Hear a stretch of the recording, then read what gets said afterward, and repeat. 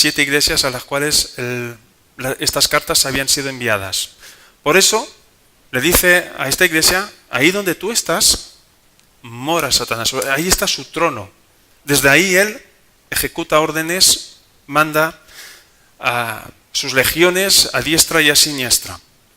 Dios puede estar en todas partes, pero el diablo solo puede estar en un lugar a la vez.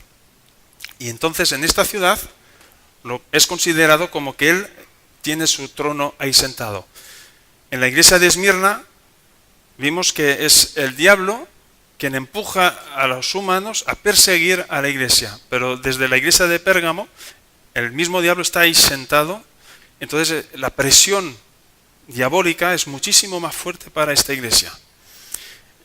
Pérgamo viene de la palabra pergamino, porque en esa ciudad, después de la ciudad de Alejandría, que tenían la biblioteca más grande conocida de aquellas, en Pérgamo tenían la segunda biblioteca más grande conocida hasta entonces. Tenían más de 200.000 pergaminos distintos, porque las relaciones entre Turquía y Egipto pues eran malas, entonces ya no podían obtener el papyrus, a través del cual pues lo usaban normalmente para escribir, y ya se habían modernizado y eran capaces pues de desarrollar otro tipo de escritura a través del pergamino, porque cabía muchísimo más.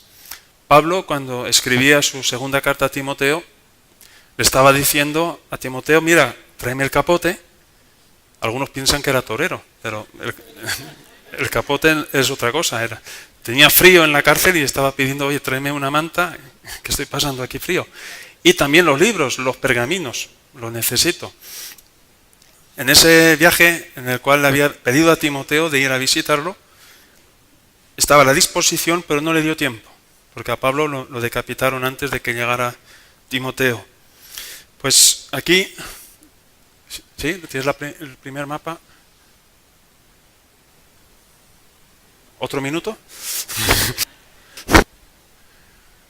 A ver, ¿me puedes agrandar esto? Vale. Vemos el orden en el que está escrita las cartas a las iglesias en el capítulo 2 y 3 de Apocalipsis. Vemos que la primera era Éfeso, la siguiente Esmirna, hoy vemos la de Pérgamo, y así en el orden en el que están escritos aquí en el capítulo 2 y 3, están en este orden también, como si hiciéramos un recorrido geográfico y nos paseáramos de ciudad en ciudad. Entonces, después de Pérgamo, volveremos a bajar hacia el mar Mediterráneo.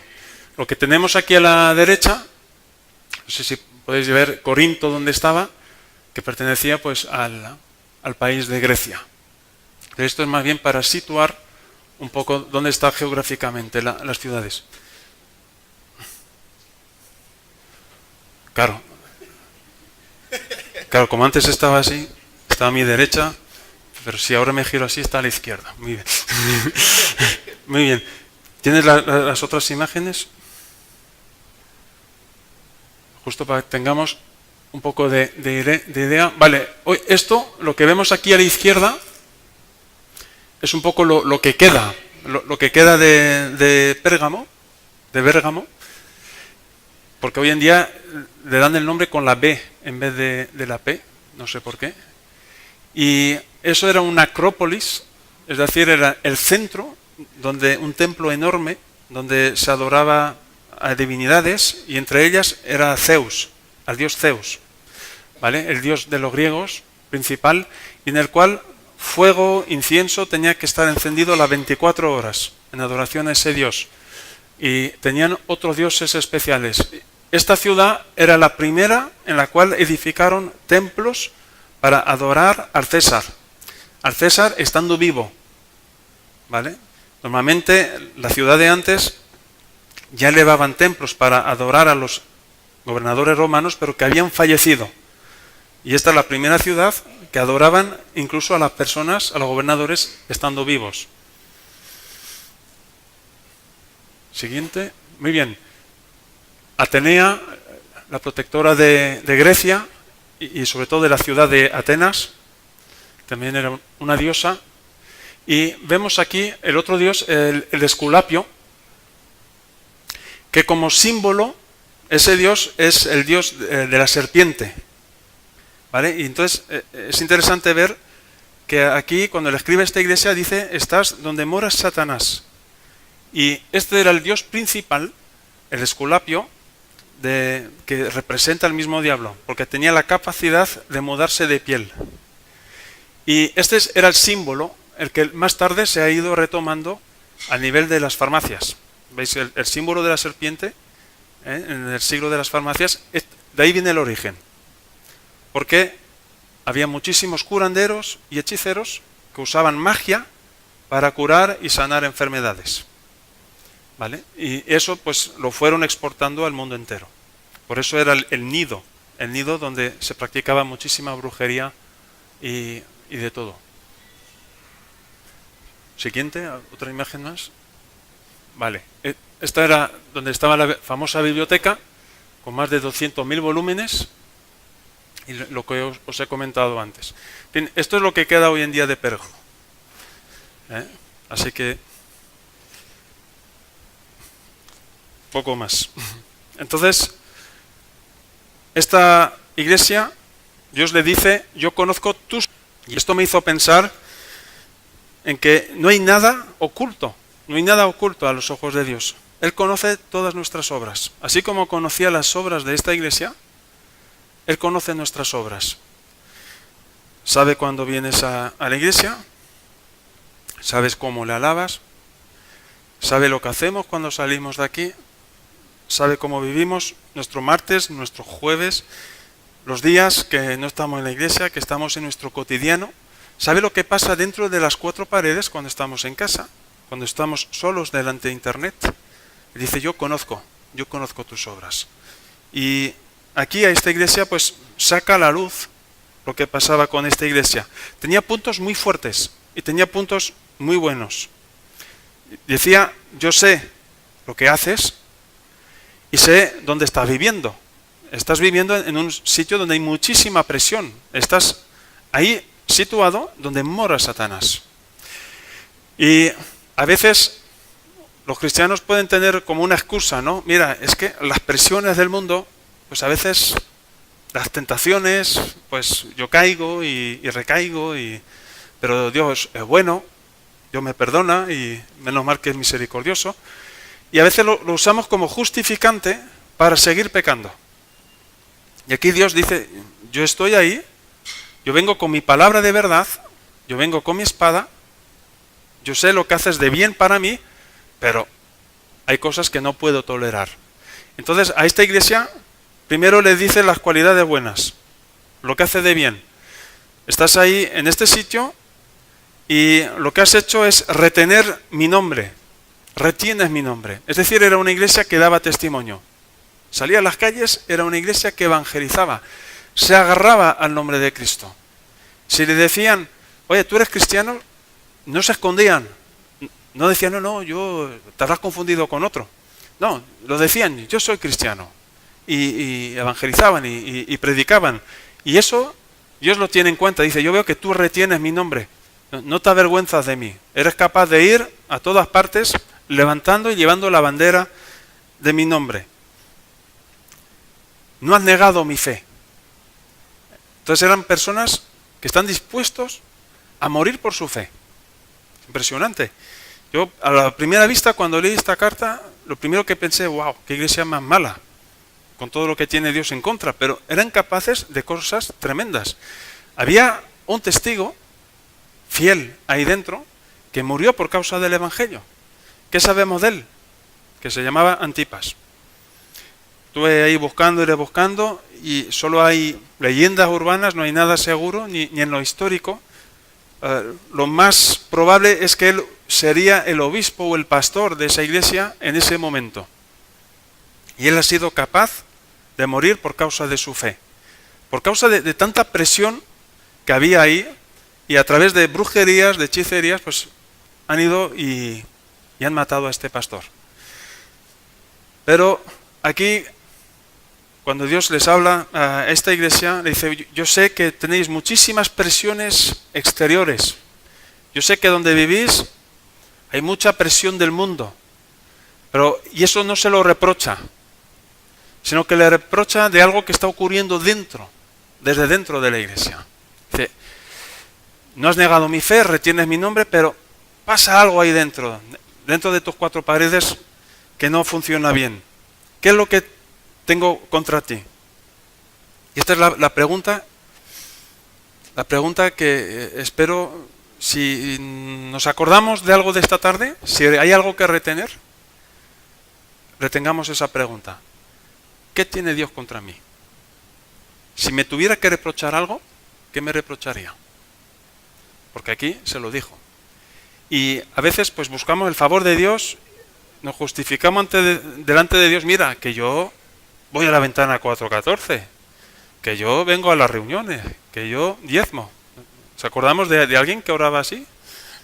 Yo diezmo, yo oro, yo tal. Y Jesús lo consideró como un hipócrita. Y había ahí al lado un pobre desgraciado de rodillas que ni siquiera se atrevía a levantar la cabeza y reconocía su condición de pecador. Y decía a Dios, sé propicio a mí, pecador. Y este de abajo salió justificado. Pero aquel que hacía tantas cosas buenas, por causa de la hipocresía de su corazón, no ha sido justificado. Entonces el problema de esta iglesia era la hipocresía. Porque hacían cosas increíbles, eran capaces de cosas increíbles, pero había otras cosas que no eran capaces de meterle freno ni de atajar con eso. Tienes ahí los que retienen la doctrina de Balaam, que enseñaba a Balac a poner tropiezo ante los hijos de Israel, a comer de cosas sacrificadas a los ídolos y a cometer fornicación. Pues para saber un poco de estas doctrinas, pues habría que remontar, y podréis hacerlo en vuestras casas, leyendo el libro de Números, los capítulos 22, 25, hasta el 25. ¿Quién era este personaje? Era una especie de vidente. Y él recibía palabra de Dios. Dio profecías que tenían que ver con el Mesías. Y es impresionante pensar de alguien que recibe una palabra de Dios, que recibe una profecía de parte de Dios y que acaba en el infierno. Y ese es el caso de Balaam. Balaam estaba ahí y Israel había recibido la promesa que tenían que ir y conquistar una tierra. Habían recibido la promesa de Dios. ¿Veis? La Canaán es vuestra. Y al lado estaban los moabitas, del cual el rey de Moab era Balac. Y Balac sabía de la reputación del pueblo de Israel. Y decía, wow, estos ahora van a venir y nos van a comer vivos. Tengo que pedir a alguien que me los maldiga. A veces oímos mucho, ¿no? Que Dios me lo bendiga. Pues él prefería ir y decirle a Dios que me lo maldiga. Coge a este vidente y le dice, oye, te voy a dar pasta. Hay un negocio, te voy a proponer un negocio. Tú me les profetizas y me los maldices y yo te doy pasta. Bueno, espera, yo tengo que consultar con Dios. Eso lo ha hecho bien, ha consultado con Dios. Y Dios le dice a Balaam, no vayas. Entonces él se mantiene en su postura y le dice al rey, lo siento, no puedo ir, Dios me dijo que no puedo ir. Y el rey dice, ¿qué? ¿Que no vas a ir? Y envía otro séquito, gente más importante. Mira, el rey te ofrece el doble. ¿El doble? ¿Seguro? Wow. Dios, que me han ofrecido el doble. ¿Qué hago? Y al final Dios le dice, pues ves, ya te había dicho antes que no, pero a veces queremos torcer el brazo a Dios. Y hay una gran diferencia entre la voluntad absoluta de Dios y la voluntad permisiva de Dios, donde Él permite que ocurran cosas, porque nosotros hemos forzado la máquina y somos tan cabezones que vamos y Dios mismo te dice, vale, pues ves, ya verás el resultado por ti mismo, ya que no me has querido escuchar a la primera, pues ves. Pero con una condición, solo dirás lo que yo te voy a decir que digas. Vale. Él estaba pensando en la pasta. Dice, aquí voy a cobrar un dinero impresionante. Entonces le dice al rey, que puedo ir contigo. Muy bien, pues vamos. Y mientras van de camino, un ángel se le aparece ahí, pero claro, él estaba pensando, la obsesión del dinero, ¿sabes qué hace? Que te impide ver a Dios. Entonces él no vio al ángel que estaba ahí delante, pero la burra sí. La mula que iba con, con Balaam lo vio y se para. No avanza más. ¡Ey, burra, qué pasa! Que no avanzas. Y empieza ahí a darle. Y la burra que no avanza. Y se pone así de lado para evitar al ángel y le hace daño a la pierna de Balaam. Se enfada mucho más y le pega más fuerte. Y la burra empieza a hablarle a Balaam. Me dice, oye, ¿por qué me pegas? Y Dios a veces tiene que usar cosas impresionantes para que nos enteremos de las cosas. Es capaz de hacer hablar los burros. Si no somos capaces y no tenemos discernimiento. Y lo más gracioso es que Balaam le responde a la burra. Él sigue la conversación. No se da cuenta que le está hablando la burra. Dice, ¿cómo que te estoy pegando? Y tal, hombre, aquí hay un ángel y no podemos pasar. Y el ángel le avisa, wow, si hubieras venido por aquí te hubiera cortado la cabeza. Pero porque te has parado, te ha salvado la vida, la mula.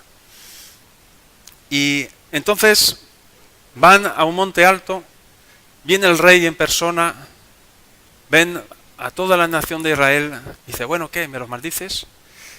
Es que no puedo.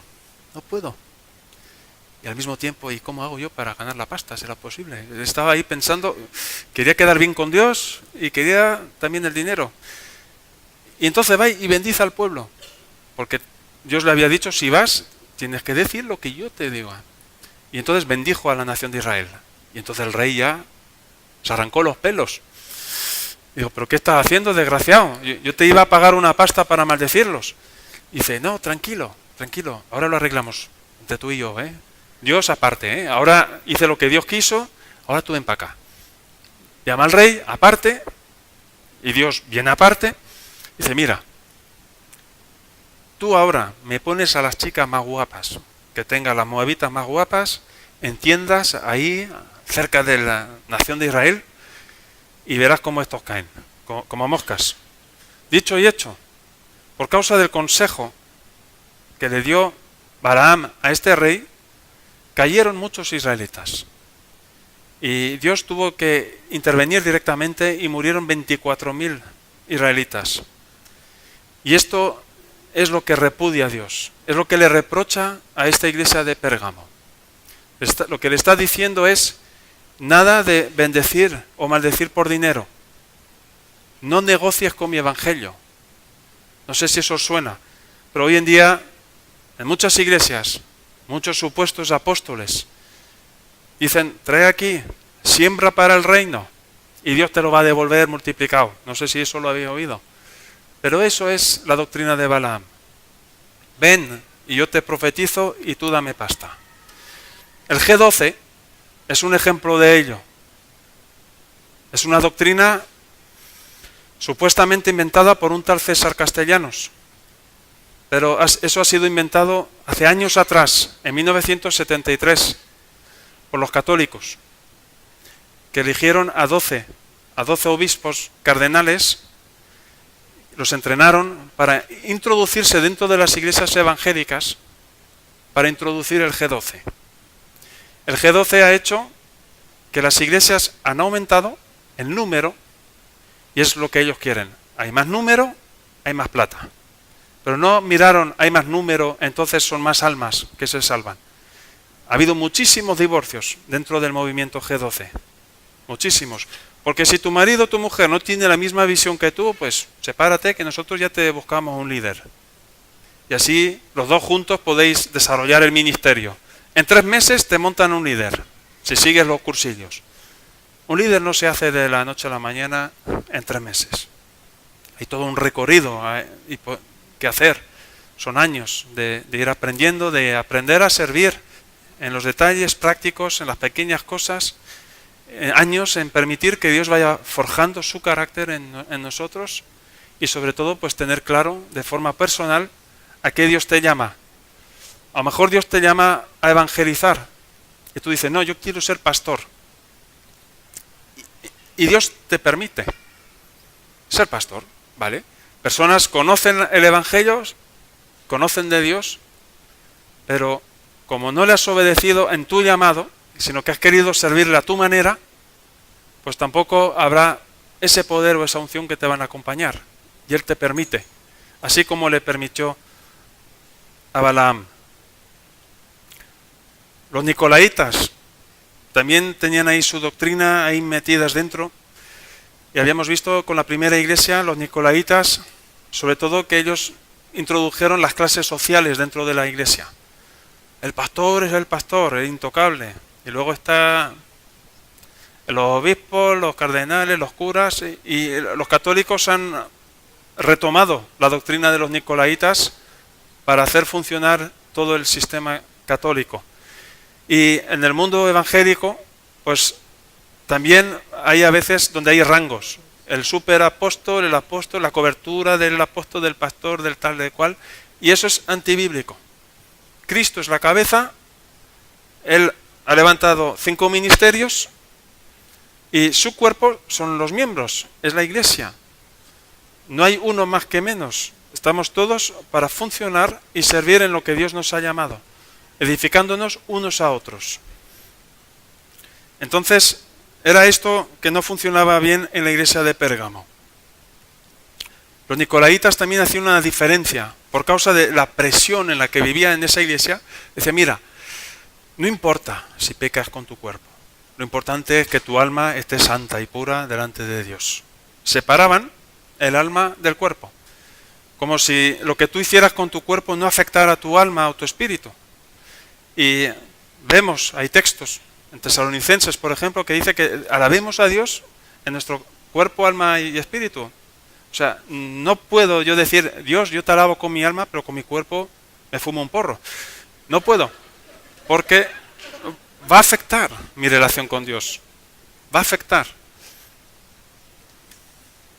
Y Jesús lo dijo, lo que contamina al hombre es lo que sale del corazón. Y claro, y eso va a afectar mi cuerpo también. Va a afectar mi organismo.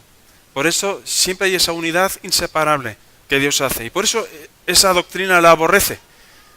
Para Dios es inconcebible que yo separe el alma del cuerpo del espíritu. Para Él soy un ser. O soy hijo suyo y vivo según sus normas, o no lo soy. En la iglesia de Pérgamo, entonces le dice, arrepiéntete. Arrepiéntete, es decir, no me toleres ya a esta gente dentro de tus filas, no me los toleres más. Porque si no, yo mismo soy el que voy a intervenir. Yo mismo voy a intervenir y pelearé con ellos con la espada de mi boca. Vuelve a mencionar esa famosa espada con la que Él se presentó. Es decir, yo voy a venir con la verdad por delante. Y eso es un descanso, porque Dios es el que pelea por su obra, Dios es el que pelea por su palabra. Y por amor a Él mismo, por amor a su palabra, es lo que seguirá prevaleciendo en el tiempo. Él dijo que el mundo pasará y la tierra, pero su palabra permanecerá para siempre. El que tiene oído, oiga. Oiga lo que el Espíritu dice a las iglesias. Al que venciere. Esto es para los vencedores, no es para cualquiera. El que venciere y permaneciere fiel hasta el final. Dice, yo le daré de comer del maná escondido. El maná escondido, ¿qué era el maná? Era pan del cielo, que caía durante la travesía del desierto del pueblo de Israel. Durante 40 años, Dios los fue alimentando. Pero ¿quién se presentó como el maná de vida, el pan de vida? Cristo mismo. Entonces lo que Él está diciendo, los que quieren seguir en su error, no me van a ver y no podrán discernir quién soy yo. Porque ya que no aceptan mi espada, mi palabra, tampoco me podrán ver a mí.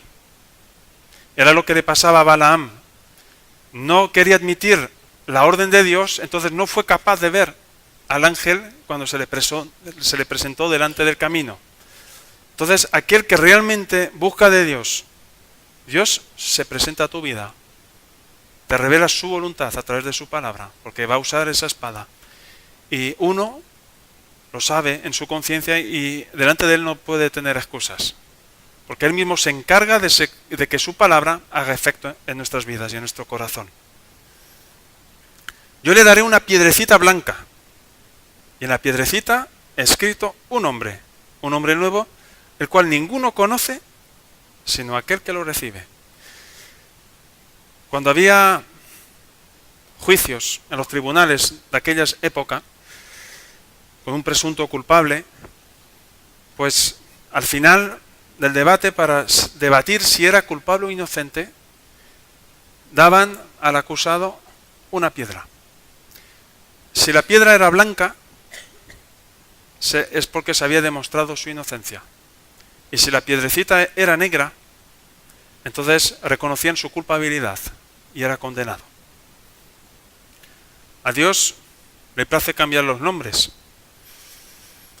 Y a algunos de la Biblia vemos que, tú te llamas Abraham, pues ahora Abraham. Que te llamaba Saulo, pues ahora te va a llamar Pedro. No, Pablo. Era para ver si estabais atentos. Aunque a Pedro también le cambió el nombre. Simón se llamaba. Y cuando estemos allí, en el cielo, pues habrá una fiesta especial, que son las bodas del Cordero. ¿Sabéis quiénes irán allí a la fiesta, a las bodas del Cordero? Los invitados. Porque también cuentan que cuando daban cartas de invitación, daban piedritas blancas, partidas por la mitad. En una mitad estaba el nombre del que invitaba y en la otra mitad el nombre del invitado. Entonces, cuando tú llegabas a la casa, porque eran tantos invitados, el mayordomo no los conocía a todos, tú traías tu mitad de piedra, si se acoplaba con la suya, con el nombre de aquel que invitaba, pues podías entrar.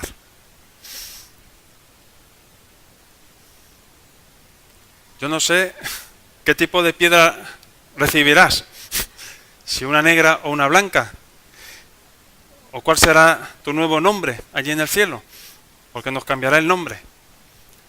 Yo no me llamaré Antonio, ni Tuni, ni Jaja. Será un nombre, el verdadero nombre, el que realmente nos va a identificar, el que nos seguirá toda la eternidad. Y para aquellos que todavía no han tenido este encuentro con el Señor, pues que sepas que Dios conoce absolutamente todo de tu vida, desde antes de tu nacimiento. Y aunque te justifique delante de los demás, de los hombres, y eche la culpa a los demás, como hemos oído testimonios, a veces para no enfrentarlo uno propio, pues echamos las culpas a los demás. Encima, mira, yo soy así porque el mundo me ha hecho así. Creo que era una canción, ¿no? Y si eres cristiano, pues recuerda que Dios conoce absolutamente todo. Todo. Lo que no sepa tu mujer ni tu marido, lo que no sepa el pastor, Él conoce absolutamente todo. Que tú dices, wow, yo ya pasé una hora de oración. Wow, es bárbaro, ¿eh? Ya cumplí contigo, Señor. Ya he leído tu palabra, 15 minutos, he orado otros 15. Pues ahora a ver mis partidos de fútbol, las noticias y la película. Y ese balance pues hace que tantas horas viendo tele y tan poco tiempo buscando su rostro, buscando de su presencia, hace que es un desbalance total. Y eso es la hipocresía. Esa es la hipocresía. Lo que le reprochaba a esta iglesia. Tú dices y haces cosas, y es verdad que lo haces porque retienes mi nombre, y es verdad, yo puedo ir a la calle y puedo decir ante otros, ante los colegas, no, que yo soy cristiano y defiendes tu fe. Pero luego, en tu vida oculta, tienes un mundo oscuro ahí en tu interior, del cual nadie sabe. Pero Dios te dice, yo conozco tus obras. Por lo tanto, arrepiéntete. Si quieres recibir esa piedra blanca que te justifica, que te declara inocente y que te permite entrar en esa invitación tan especial, en la cual Él un día pues espera a una esposa sin arrugas, sin mancha, limpia de absolutamente todo. Delante de Él no tendremos absolutamente ningún tipo de excusa ni justificaciones posibles. Hoy en día, mientras sigamos vivos, estamos a tiempo. Si Dios te dijera, tengo esto contra ti, yo sé que tú sabes qué es lo que te iba a decir.